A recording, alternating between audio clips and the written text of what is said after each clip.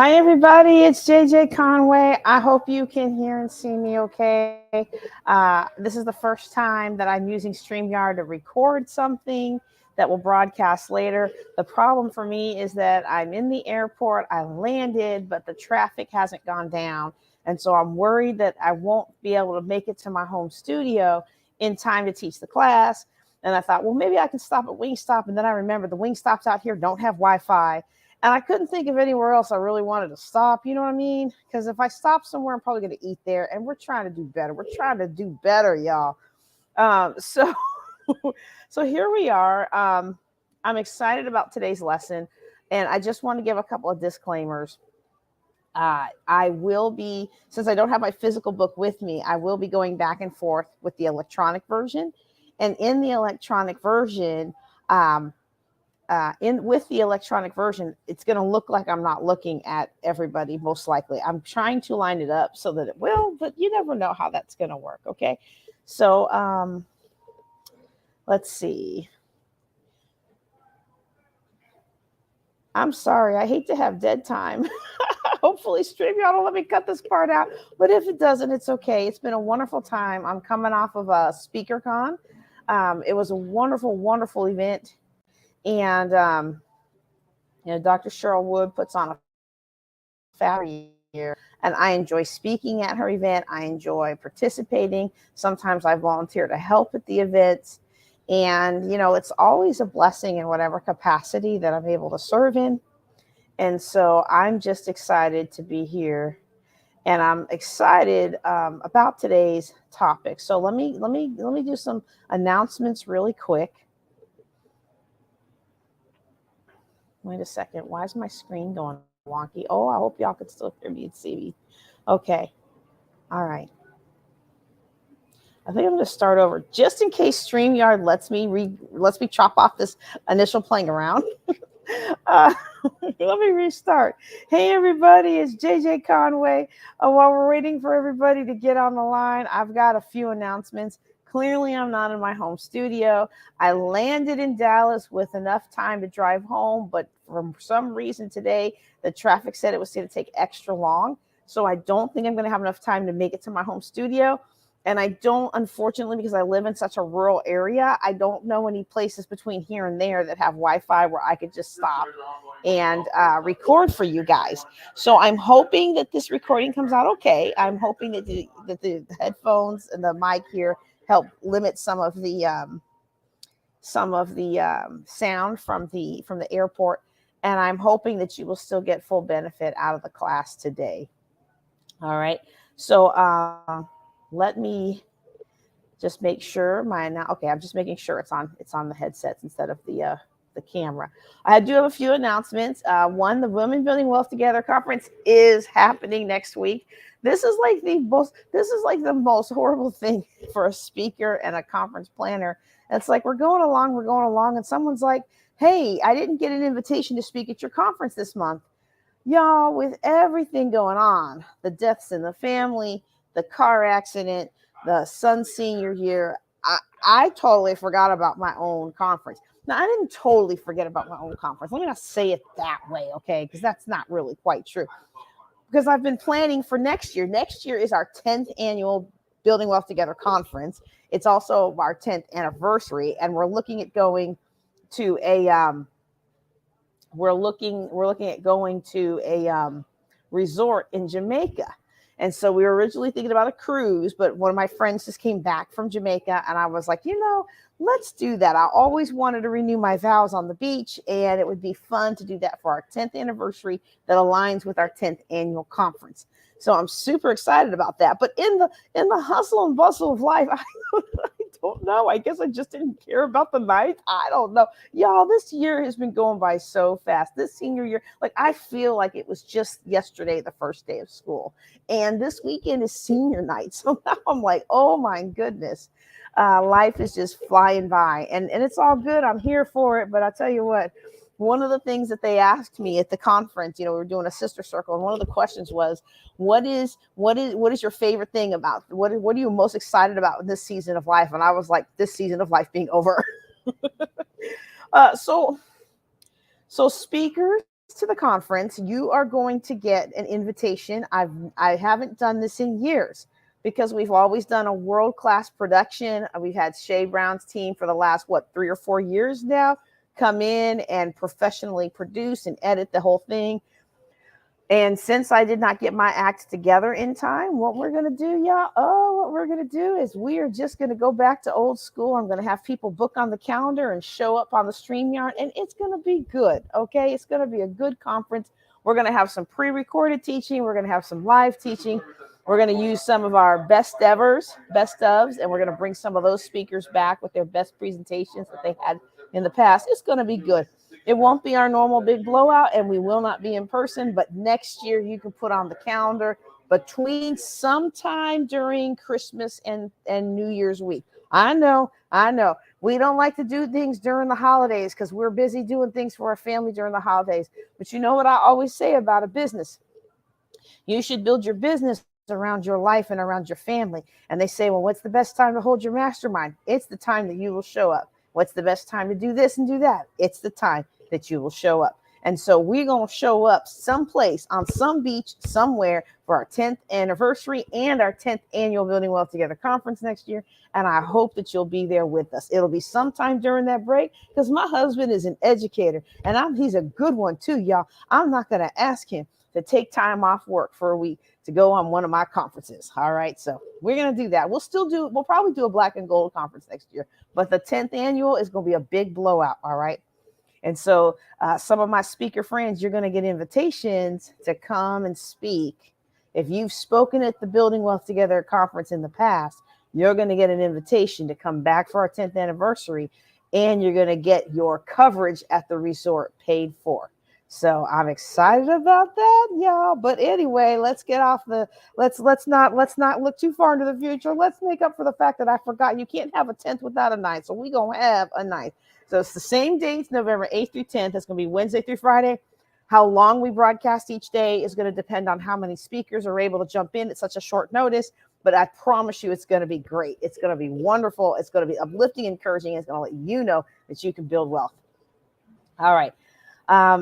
Would have been nice if I had the link to give you, but I forgot to write that. I forgot to pull that off the site, and I am not disturbing this broadcast here in the airport. The next thing is countdown to your best year ever. We've been doing that every year. For now, it's like our 6th or 7th year. And I've just come in contact with some fabulous new technology that we are going to use to really make it personal. So I will, again, did not get the link. I will have a link to that soon, and I will post that link soon. So that you can register. It's completely free, and this is going to bring us together in a way like you've never seen. So if you're one of those people that you have a really hard time connecting with other women, especially, or if you've had a hard time really building a tribe to support you as you achieve your goals, this is the place for you. Countdown to your best year ever. We do it every year between Thanksgiving and Christmas, and it culminates in our annual New Year's conference, which this year is called Wealth and More in 24. It'll be in Arlington, Virginia, same Thursday before New Year's as it was last year. All right. Wait, let me hang on that spot again. The countdown to your best year ever. One of the great things about the countdown to your best year ever is that, especially with this new technology that's going to allow us to gather together and really uplift each other in a way unlike what you've ever seen, is so important during the holidays, because during this busy holiday season, it seems like we do so much for everyone. We're doing so much for everybody else, all these holiday parties and all these events, and then this is happening and that's happening, and some people have graduations. And at the same time, it feels like we're more disconnected than ever. And so, one of the reasons that we're building wealth together is that we believe that we can go further, faster together. If you want to go fast, go alone. If you want to go far, go together. If you want to go further, faster, go with people who care about you and your success. And that's what you're going to get with our countdown to your best year ever. It's completely free. And all you have to do is go over to Eventnar and register with the link that I forgot to get you right now. But I will have it. When I snip this, we'll have it. And it'll be at the bottom of the screen as I'm sitting here laughing at myself because I sillily forgot to get it. And I am not disturbing this broadcast. All right. I hope y'all are ready for a great class on Think and Grow Rich. All right. Today we're going to be talking about autosuggestion. And I'm going to tell you, normally I would want you to ask your questions, put it in a comment, be on the free conference call, but askjjc.com, all the things. Unfortunately, because I'm in the airport and because I'm recording this offline, I wasn't sure if I was going to be able to get to a place where I could teach at the normal time, because I really do want to get home, right? It's a 2.5 hour drive out in the rural Texas with the cows and the cowboys, right? So I'm really not trying to do that too late or be too tired. And since we're doing this as a pre-recorded, I'm not going to be able to answer your questions live. But if you ask them in the comments, or if you go to askjjc.com, I promise you I will answer every single question, either the next time I come live, or during my walking video tomorrow, or in the comments of this video, okay, depending on where it broadcasts to, okay? So that's how we're going to do that today. And I guess now it's time to officially start the class. Hey, everybody. Wait. Hold on. Let me back up so y'all can see that I've got this fringe going on my shirt here, courtesy of Back at the Ranch, which is now Moxie Marie's, I think it is. And I tell you what, I learned something about fringe. It is not so easy to travel with fringe down your back. I'll leave your imagination to figure out why. But hey, y'all. I'm JJ Conway, pastor, financial planner, speaker. I'm delighted that you're here with me for our 2023 class of Think and Grow Rich. You know, if this is your first class, don't worry. You can still save 80% on the entire class, which includes the behind the scenes lesson. You can get those at the course website, which I do remember is jjclink.com/TAGR5. You know, that should be on the banner on the bottom of my screen. I don't know why I don't see it there. Hold on. Let's see if I can figure that out, because I want y'all to know where that is. See, we do these free classes on Thursday nights. And oh, I see. Are you kidding? Has that been there the whole time? Oh, y'all, I'm learning something new, y'all. I've never done one of these where you pre-record on StreamYard, so I guess I just learned something new. Well, just for the sake of the people who will buy the class later when it costs $500, whereas right now it's only $99, let me try that again. Is that okay? Can y'all give me a little grace today? Oh my goodness, I am so embarrassed. Okay. Hi, everybody. I want to welcome you to the next public installation of our 2023 Think and Grow Rich class. I'm JJ Conway, pastor, financial planner, and speaker, and I'm delighted that you have chosen to join us in this program. Now, if this is your first class, we've already had quite a few. Don't worry. You can still save 80% on the entire course, including behind the scenes lesson at the course website, which is now right there beneath my name, jjclink.com/TAGR5. That's Think and Grow Rich 5. All right. So in that case, you know, you can go out there and you can get the videos. You can download the MP3s to listen to them anytime, anywhere, offline included, which is what I do a lot of times, especially being in rural Texas and the internet is not always the greatest. So I like to be able to download the lessons and listen to them whenever I can. And I want to honor you in that. You know, your time is your most precious resource. And so whether you're listening live or listening to the recording, I am just honored and humbled that you choose to spend your time with me.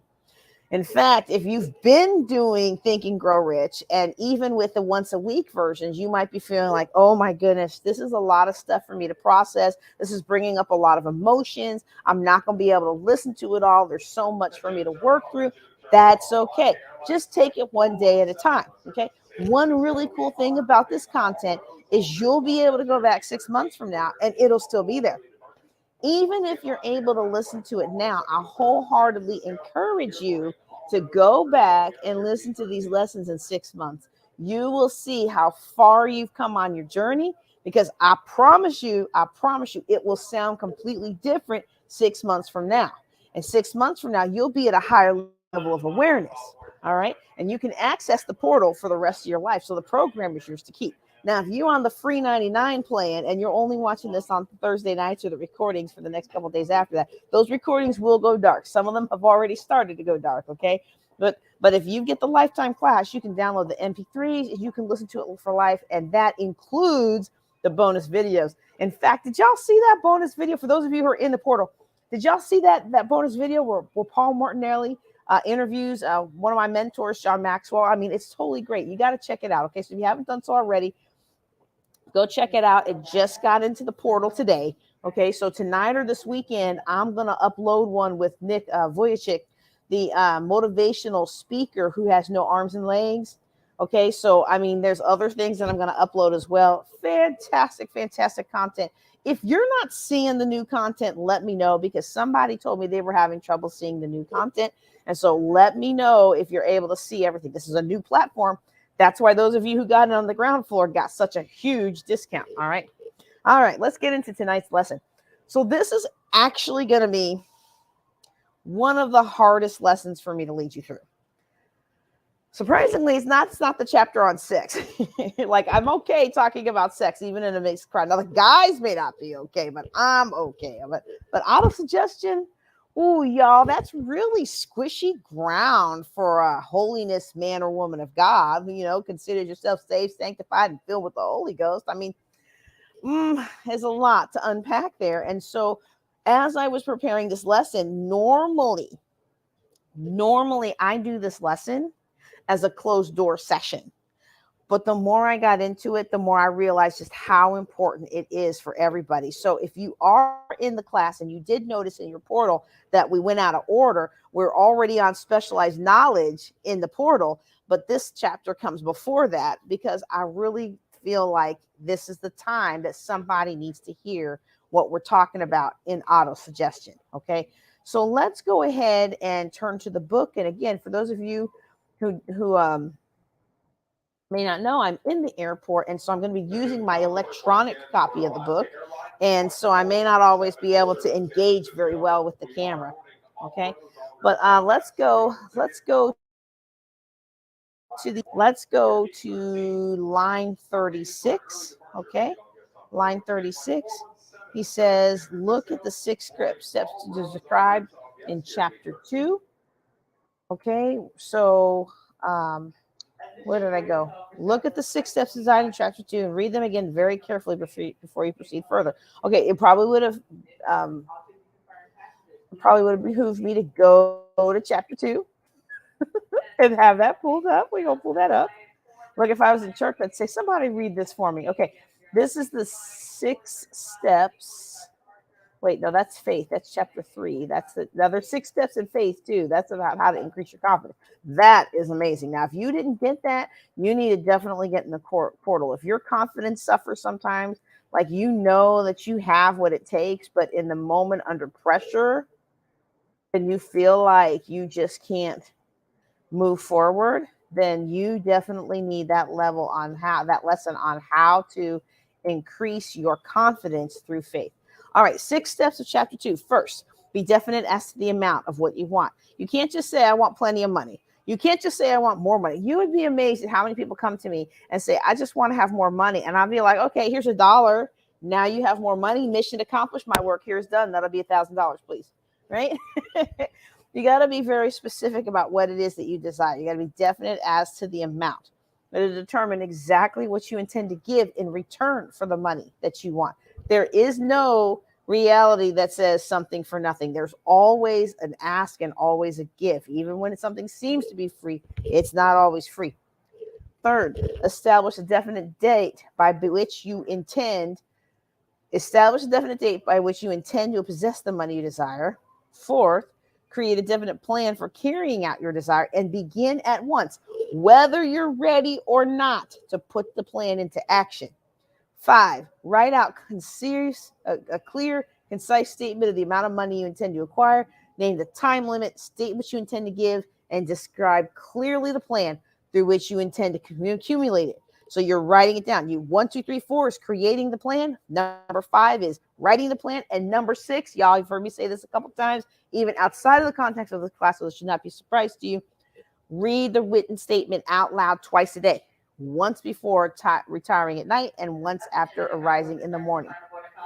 As you read, and this is the important part, because any of us can just gloss over something. I mean, we do that all day long. How many of us read a book and then 2 days later couldn't even tell anybody what happened? Same with TV shows. Same with things we watch on Netflix. We might remember a few things. We might remember some of our feelings, but a lot of times we're just glossing over, and a lot of us are glossing over life. Okay, that's not what I was trying to get to today, but that might help somebody. You've been glossing over life for too long, and it's time to be definite. It's time to be secure. It's time to be, this is what I'm going to do, and this is when it's time to really dig into.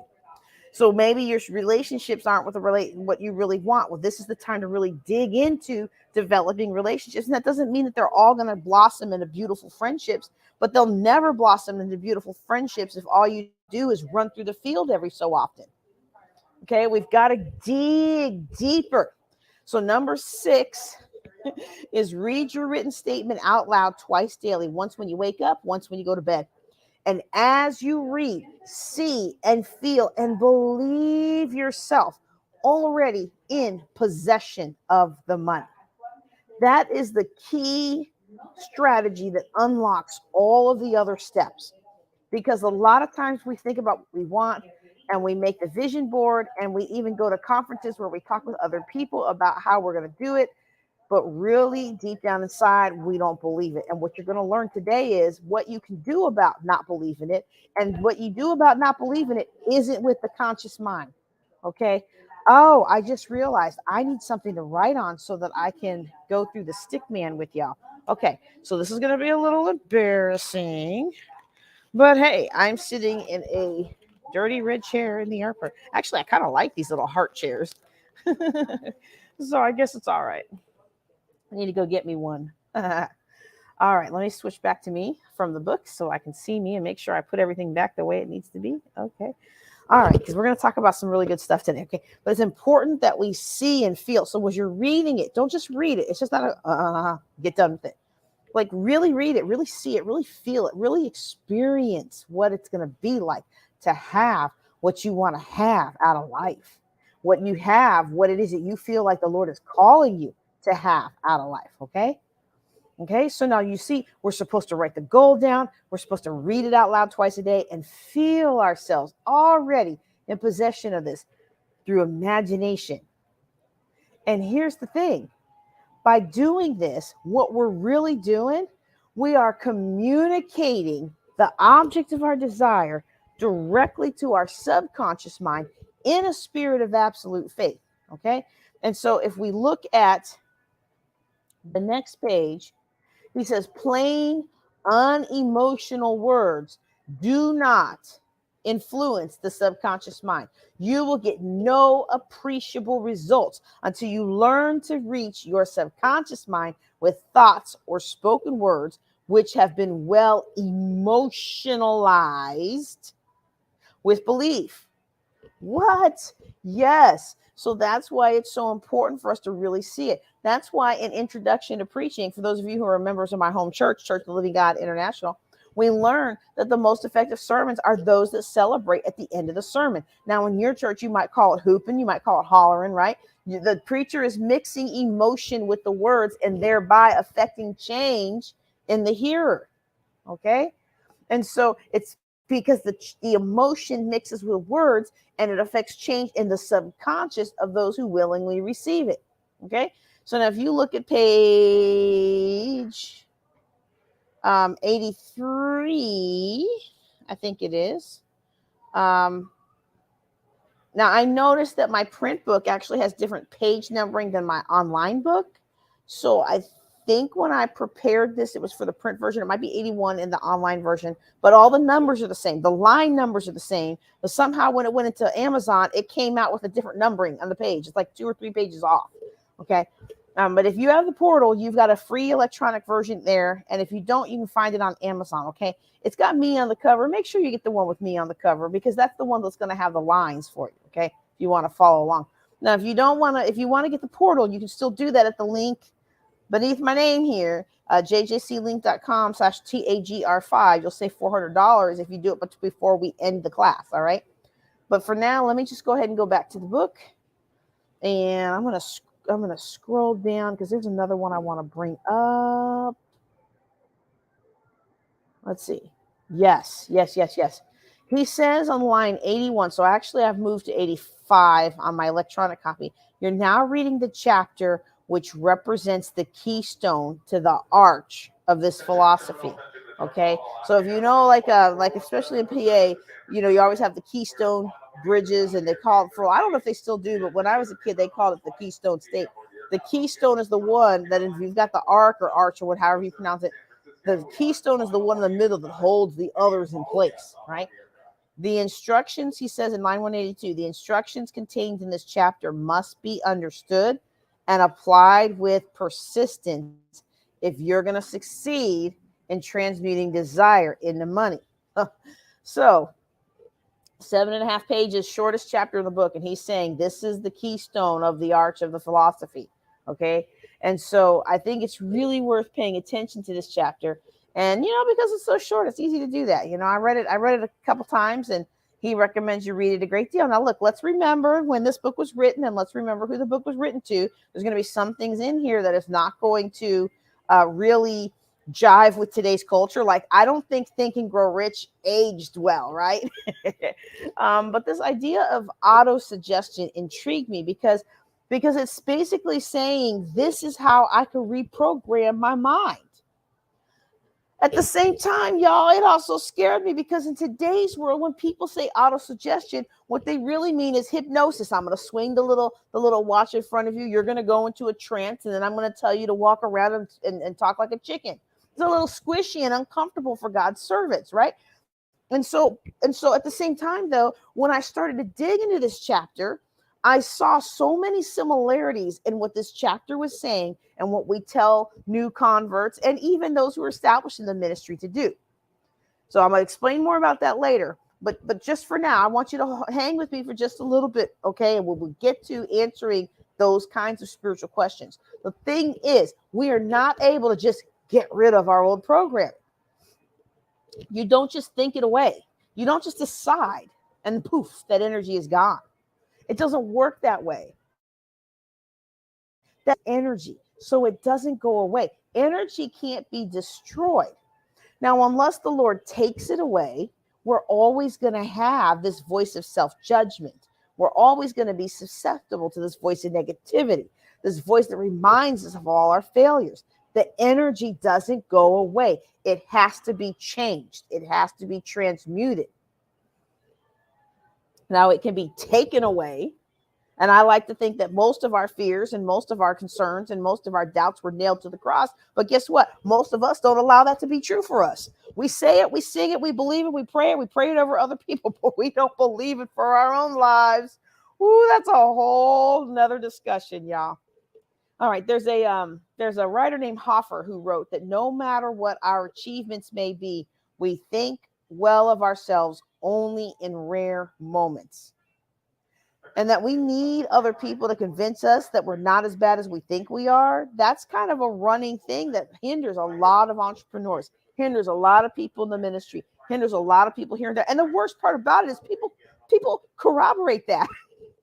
Like, I always crack up when somebody thinks they're trying to minister to me or they're trying to encourage me, and they start talking about all the mistakes I've made or how horrible I am. And I'm just like, okay, thank you. And then we have an inner judge. We have an inner judge that kind of like keeps books of our shortcomings and transgression. Like, yep, did this, yep, did that, didn't do this, didn't do that, hit the snooze button 20 times. And it's just like, you ever think about what's that cartoon where the little crickets are doing all the calculations?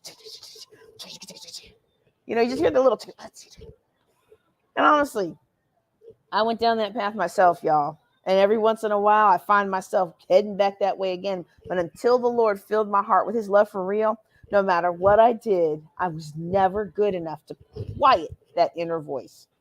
So before we go on, let's touch back on this idea of how do we find our purpose and what we're interested in. we develop our gifts and talents, and we get passion filled, right? We get so excited, we get passion filled, and it starts to flow us, and the passion is an energy, and that energy is an emotion. Passion is an emotion. The emotion is energy in motion. You like that, huh? Energy in motion, emotion, and then you begin to carry that out. And so some of us notice that when we are sluggish about doing what we need to do, and then we finally get to do it, and all of a sudden we get energized. Whew, yeah, okay. But we also want to look at making things more permanent in our lives. And it comes from this chapter, and certainly, please read the chapter. It's only 7.5 pages, okay? But to kind of like put the cookies on the bottom shelf, I want to share the teaching of Dr. Fleet in its simplest form. And I think I did a little bit of this last week, but I'm not so sure if I did the best job, okay? This teaching comes from Dr. Truman Fleet. He was in San Antonio, Texas. Go Texas. Look at my boots, y'all. I'm looking at boots and friends, y'all. Hey, Texas. I see you. All right. He gets this idea of concept therapy. He's passed on. He's since passed on. But they say or somebody said about him that I read about him, that he said that he got this concept of this thought of concept therapy from God. And so that's like in 1932, right? And so then he goes publicly and starts teaching it in 1937, when this book, Think and Grow Rich, about the same time that it came out. So when this book come out, it's just, again, kind of God kind of just at the perfect time, right? Like you got Dr. Truman Fleet introducing the world of concept therapy, Napoleon Hill introducing Think and Grow Rich. And this is at a time in America when we were going through one of the worst financial times in history. And so all of this teaching here comes from concept therapy. And here's the thing, okay? Dr. Fleet was a chiropractor. He never intended his work to be used really for the manifestation of wealth or business. It was truly for health. He wanted people to understand how the mind worked so that they could heal themselves. He was a chiropractor involved in the healing arts. And so this teaching comes from him. And it's been adapted over the years by many teachers who've taken his work and added and added and added. And now it's kind of grown and expanded. So Dr. Fleet basically teaches it this way. He drew a big circle and a little stick figure. He drew a big circle and a little stick figure, okay? And he said, let this represent your mind. Now, he didn't do it this way because he couldn't draw, or he was a really bad artist, okay? I don't know. Maybe he was, maybe he wasn't. But that's not why he drew it like this. The purpose of the image being this way is that he's saying everything is mind. Everything is mind. So most people, when we get an image of the mind, we get an image of the brain. And we think about that brain, you know, the little squiggly thing. It's in our head, and it's got the little stem and the cerebellum and all that. That's my best approximation of a brain there. It's got all the squiggly lines in it. Most of the time we think about the mind, we think of our brain. But it's really not. The brain is the organ. The brain is the organ. All right. It's the electronic and chemical switching station. That's the brain. The mind is really the activity that's found in every cell of your being. Okay. It's the expression of the thoughts. So this is why you could be thinking of something, let's say embarrassing, and your cheeks could turn red. It might not even be happening, but you just thought of it and your cheeks get red, right? And so the thought is expressed through your mind, and the mind is the activity that takes place in the communication and causes, y'all, hang with me, your internal vibration to change and alter based on what thoughts arise out of the brain and are chemically and neurologically communicated to the rest of the body. So the mind then is this vibrational frequency that you're in, just like anything else. We talked about frequencies yesterday. There is a frequency I can play that would cause this notebook to go crazy. It's a resonant frequency for that notebook. The same thing with, you know, if y'all had a chance to look up that bridge I told you about, the Tacoma Narrows Bridge, right? You know, the mind is this vibrational frequency that we're in. It's the expression of the thoughts that we hold. And then you have the stickman. And so he says, now let's just say that there's two parts to the mind.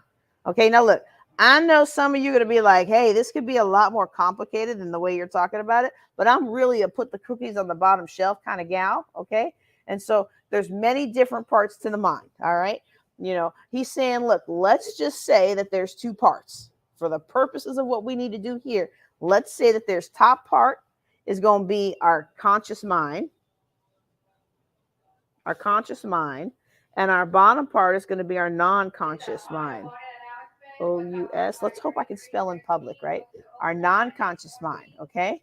Some people call it subconscious. Some people call it other than conscious mind, okay? Two very different parts of the mind. And honestly, if you just went to the brain thing that they had here, I'm so proud of these kids, y'all.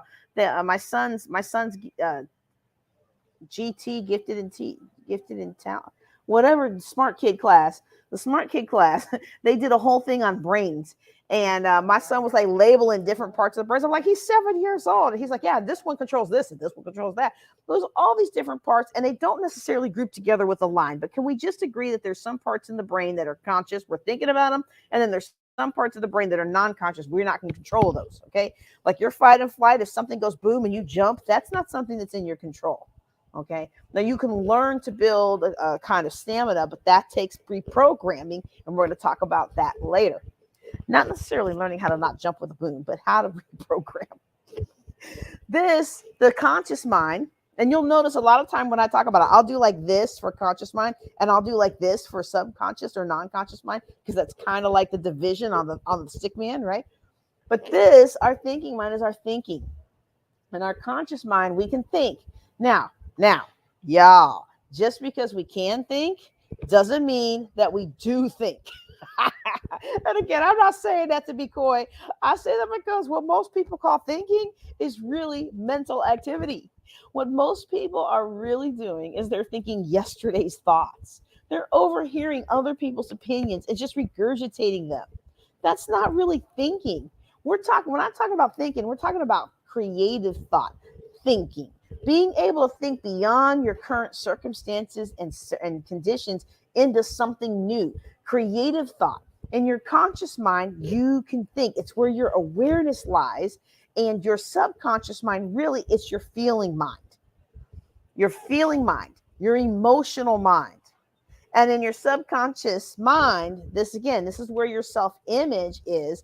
This is where your self-esteem lies. And there's a big difference between the two. Between your self-image and your self-esteem. So self-image is the image of you, how you see yourself in the world, how you see yourself interacting with the world, and what your self-belief is of you. Your self-esteem is your self-value. It's your perception of your worthiness. How I value me is your self-esteem. And the culmination of this the combination, I don't know what the right word is, but together they're what we call your self-belief. And this self-belief creates what we call a belief system. And oftentimes our belief system, y'all, capital B, capital S, that's really what it is. Belief system, BS. Now we have the ability to think both negatively and positively. We have been given what's called free will. So you get to choose. You get to choose whatever it is you want to choose. You can listen to whatever you want. As a matter of fact, we gain access through our outside world to like these little antennae, these little antennas that represent our five senses. We have the ability to taste, to touch, to smell, to hear, see. Okay, we have the ability to do these things, and we can gather information from our outside world using our physical senses, and then we can think and form an opinion. All right, we just form an opinion. We think of it, we form an opinion.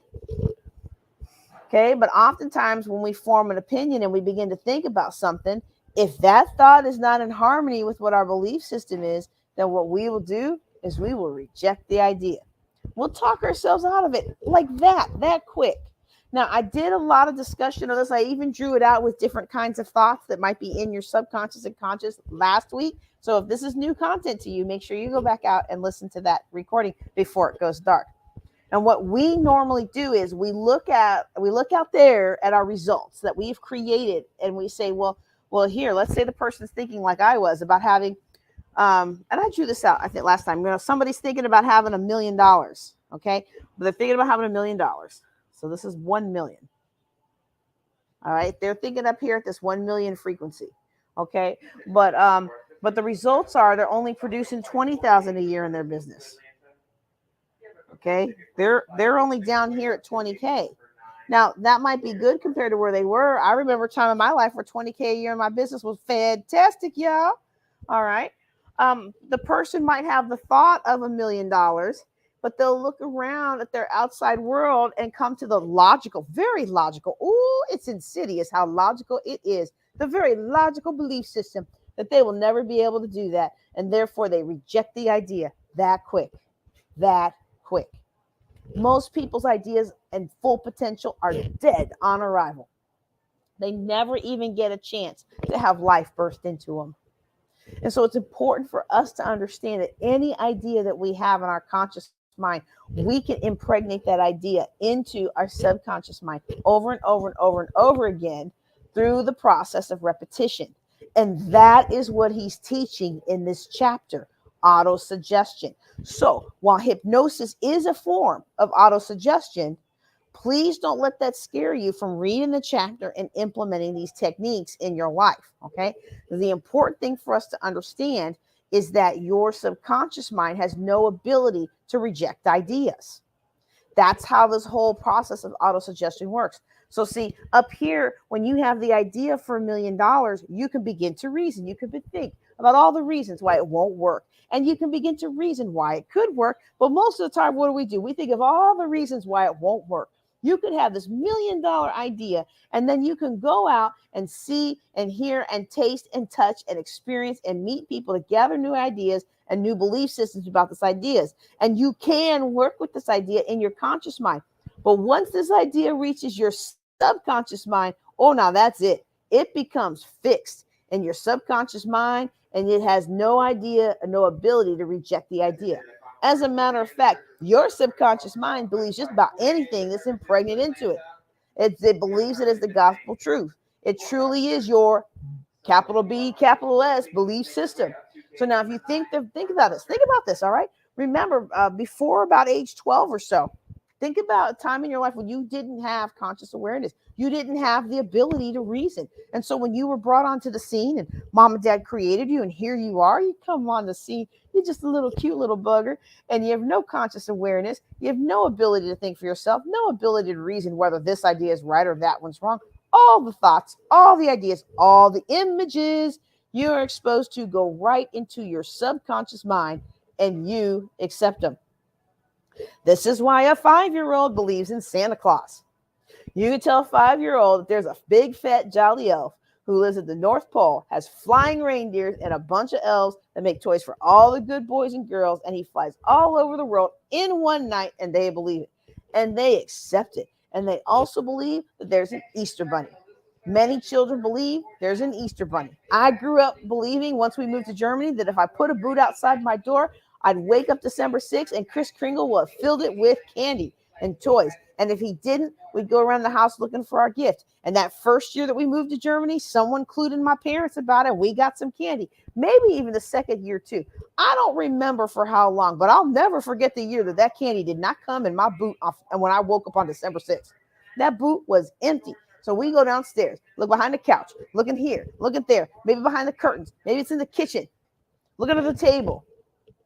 We never ever even considered to stop searching because our belief system told us there was a Kris Kringle and a tooth fairy and an Easter bunny, and belief drives behavior, and we fully expect it.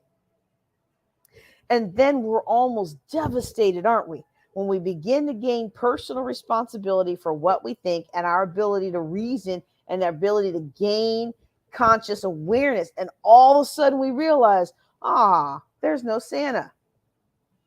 And I'm going to suggest to you that just like the idea of Santa that was programmed into your little mind, if you are at all like me, you were probably born into a programming where you were told, clean your plate because there's starving kids in Africa.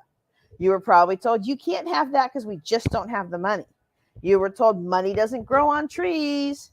You might have been told good things come to those who wait. If you're going to go get anywhere in life, you got to work really hard. You got to do honest, hard work or you'll never get ahead. Or maybe you heard you'll never get anything anyway. You'll never get ahead without an education. All these things were programmed for us to believe. And many of it ends up believing, many of us end up believing we'll never be able to come rich. You'll never be able to come rich because fill in the blank. You're a high school dropout. Fill in the blank. You rode on the wrong side of the tracks. Fill in the blank. You were a product of a unwed pregnancy. Fill in the blank. You're interracial marriage. That, you know, a lot of these things that affect us, my age and older, aren't even important to today's kids, but they had a profound impact on our lives and our ability to make friends, be part of society, and we just feel like our life is ruined. You're done. You got this mistake. You got this black mark on you. You're going to be destined to be a roofer, a maid, a janitor for the rest of your life. You're going to be cleaning somebody's house for the rest of your life. Not knocking those who it's their gifting and talent. I appreciate you. Trust me. I appreciate you. And so the same people that programmed you to believe in the Easter Bunny and programmed you to believe in Santa Claus have programmed you with a whole lot of beliefs about money, about how much money you can make, about how much money you're worth, about how much money there is in a particular industry. And you were programmed before the age of reason, y'all, before you even completed this full picture of consciousness and your ability to really think, before you really fully understood how to think, you were programmed ideas about money. And for most people, the ideas that we were programmed around money was not having enough money. We were not programmed with prosperity consciousness. We were programmed with poverty consciousness. And that idea becomes fixed. And so later in life, when we get into a program or we attend a seminar or we read a book and somebody says, you can do, be, and have anything you want. Oh, we may get motivated for a short period of time. But if this idea that we have comes in larger than our current belief system that says we never have enough money or what our current results are, we immediately reject the idea, even if it's been something that we want to do. Even though we want to bring it forward, we'll reject it. That'll never work. Do you know how long it's going to take? You know how long? Oh my goodness. Go back to school. Do you know how old I'll be?